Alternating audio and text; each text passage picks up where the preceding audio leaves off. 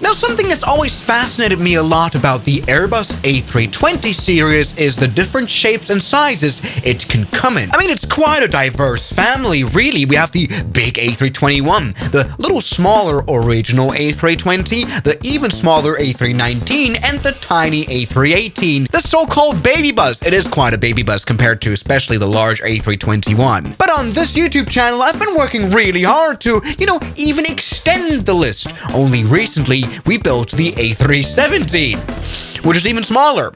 That worked well. And so it's time for a bigger A320. The bigger A322.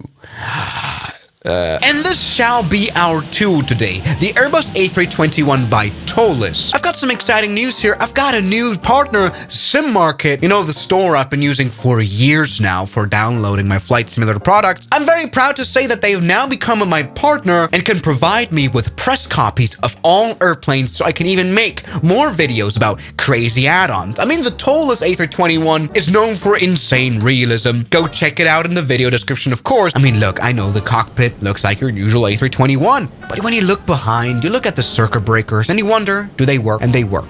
This is definitely one of the most realistic add-ons we've had for any flight sim. Oh no, what if you turn off the first officer primary flight display in ND?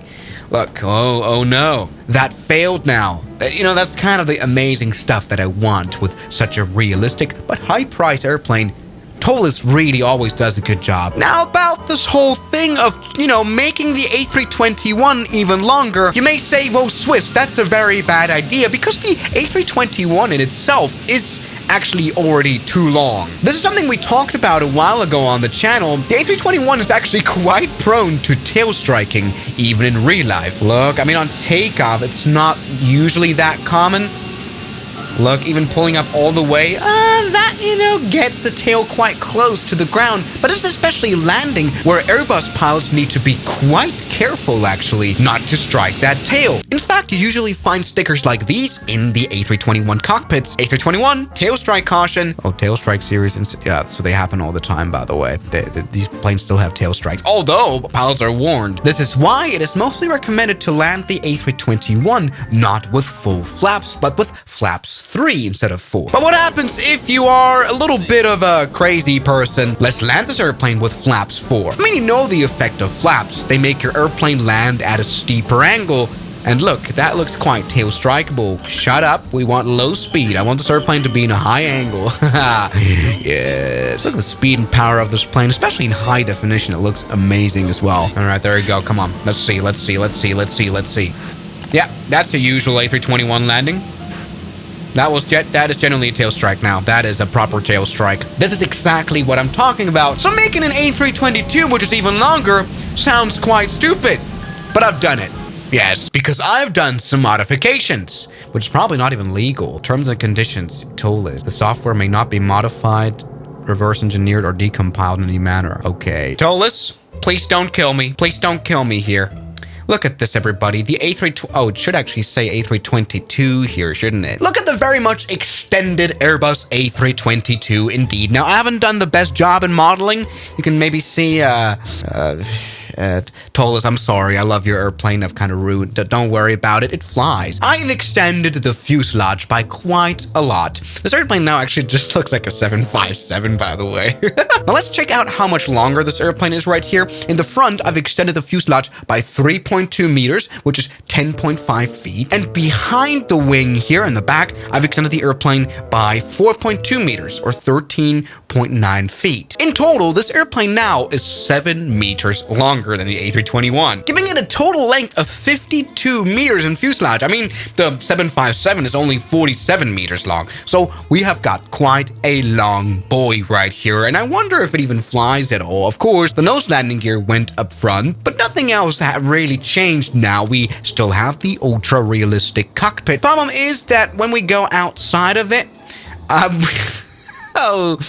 Oh, I haven't done the modeling properly at all. What I haven't done at all is, extend the fuselage, make it much longer, but it gives us a nice perception of how much longer this airplane is now than the A321. Look, this gap is how much longer the A322 is. So this can fit quite a lot more people. Now look at the immensely amazing cabin, which still again is just the A321, because when we go in the back here, behind the lavatory, we find more extended space, the 4.2 meters here in the back. So yeah, it's not the best of modeling jobs. I don't know what I messed the window up here. It doesn't matter. Now, something I find just truly amazing how everything works.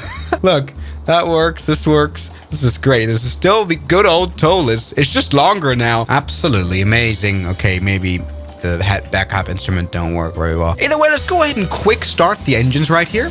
Looking good. And that closes the broken doors. That is amazing. And let's go ahead and reverse thrust out of here. Just hope that happens. Now, I'm a little bit nervous about flying this plane because, you know, all that extra length means extra weight. Now, I don't know the exact calculations of how heavy we are now with the 7 more meters of fuselage, but I'm just guessing we're right below maximum takeoff weight, even on a normal flight. Yes, trouble is with an airplane like this, that we now don't have much more powerful engines. We still have what is this, the CFM56, something like that? And we also still have the same, you know, kind of tiny wings now of the A320 series. That means this airplane probably doesn't have a lot of range. I mean, okay, maybe the bigger fuselage space also gives us the ability to put more tanks in the center of the airplane. I think in theory, you'd be able to build this plane and have it fly at a good performance. You may need an engine upgrade. But let's see, does this long boy even fly? I mean, the distance between end of airplane and main landing gear is concerning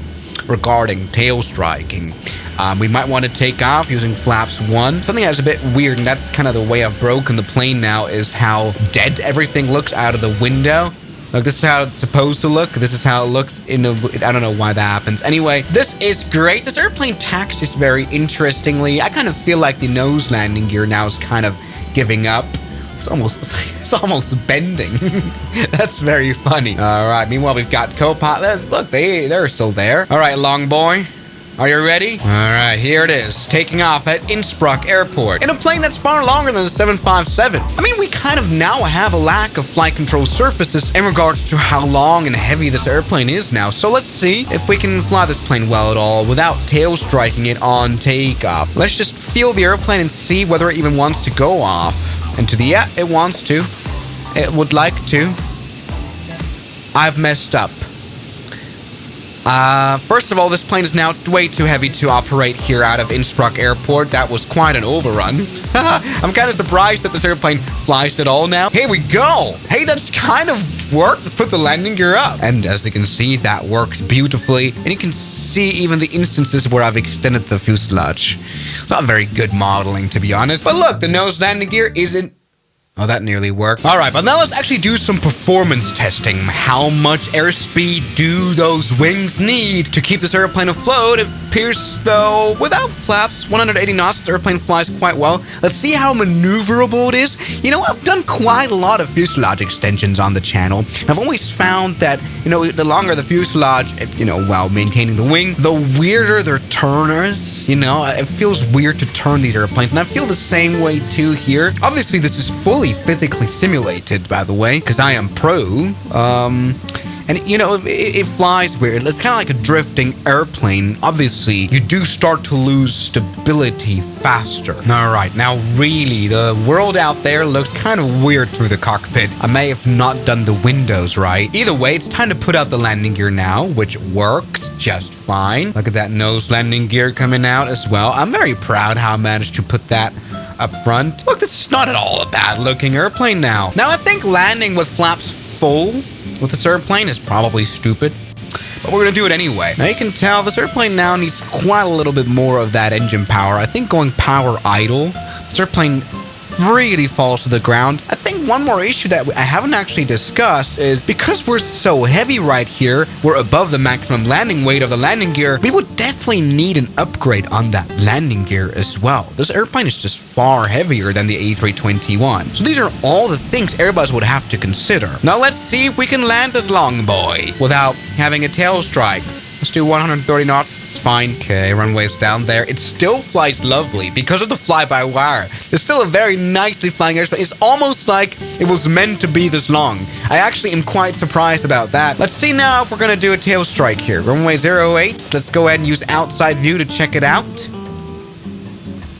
That was more than a tail... That was kind of a That was a tail death. Jesus Christ. But let's go ahead and stop now. Full on into the reverse thrust. Now, yes, the stopping distance will definitely be a bit longer here, but we managed to stop just fine. But Jesus Christ, that tail is off. Okay, that was actually quite a slow and low landing, to be fair as well. Let's maybe try doing a proper landing now, but with flaps setting 3, which is very usual procedure in the A321 anyway. Now, of course, we will need a bit more speed now, maybe landing at 140 knots even, but this will be no problem. You can see now we're flying a little bit flatter. That's the point of not using a lot of flaps. All right, let's not let it fall down. Let's keep it calm. Let's keep it good. Let's keep it all right. Let's not do a tail strike.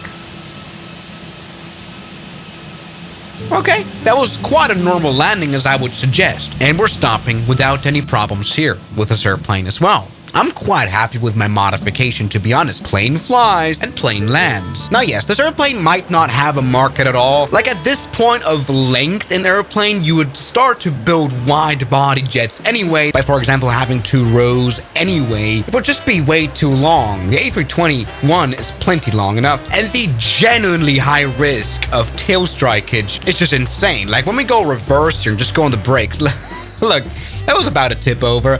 And I'm not even sure if we're able to take off at all without having any tail strikes. Look, let's take off without... Yeah, there we go. That worked. Not bad. So yeah, this airplane could fly. It's just probably... There's no way this will ever be reality. So everybody, there we go. Extending the A320 family.